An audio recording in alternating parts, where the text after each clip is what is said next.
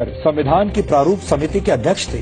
उन पर आधुनिक भारत का संविधान बनाने की जिम्मेदारी थी और उन्होंने ऐसे संविधान की रचना की जिसकी नजरों में सभी नागरिक एक समान हो, जो धर्मनिरपेक्ष हो और जिस पर देश के सभी नागरिक विश्वास करें।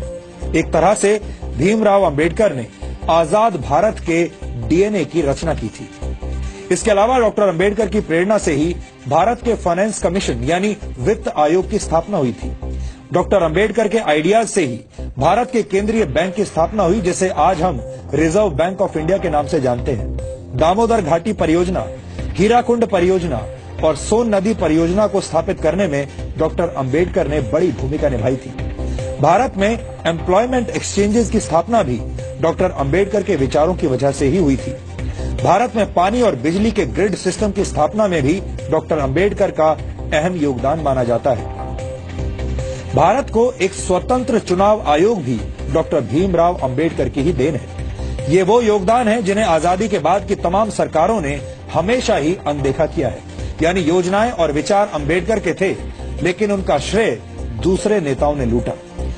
यहां हम आपको भारत के पहले प्रधानमंत्री पंडित जवाहरलाल नेहरू और डॉक्टर भीमराव अंबेडकर के बीच चले राजनीतिक शीत युद्ध यानी पॉलिटिकल कोल्ड वॉर के कुछ उदाहरण भी बताना चाहते हैं। डॉक्टर अंबेडकर जवाहरलाल नेहरू की सरकार में प्लानिंग का मंत्रालय चाहते थे, लेकिन नेहरू ने अंबेडकर को सिर्फ कानून मंत्रालय दिया, प्लानिंग मंत्रालय नहीं दिया।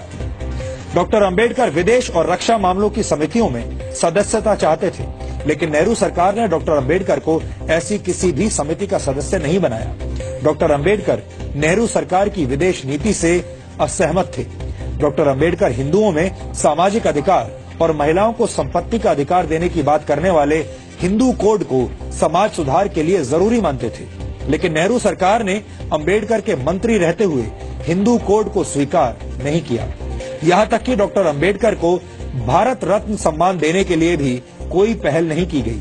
उनकी मौत के 34 वर्षों के बाद 1990 में वीपी सिंह सरकार ने उन्हें भारत रत्न से सम्मानित किया, जबकि कांग्रेस ने डॉक्टर अंबेडकर को भारत रत्न से सम्मानित करने के लिए कोई कदम नहीं उठाया। अब आप समझ गए होंगे कि बाबा साहेब डॉक्टर भीमराव अंबेडकर से जुड़ी तमाम सच्चाइयों को हमसे और आपसे कैसे दूर रखा गया है। इन सच्चाइयों को जानना और समझना आधुनिक भारत के निर्माण के लिए बहुत जरूरी है। डॉक्टर अंबेडकर को जातियों की सीमा में बांधना और उन्हें सिर्फ दलितों के मसीहा के तौर पर पेश किया जाना उनके साथ बहुत बड़ा अन्याय होगा। इसीलिए आज हम डॉक्टर अंबेडकर के मूल विचारों को आपके लिए डिकोड कर रहे हैं।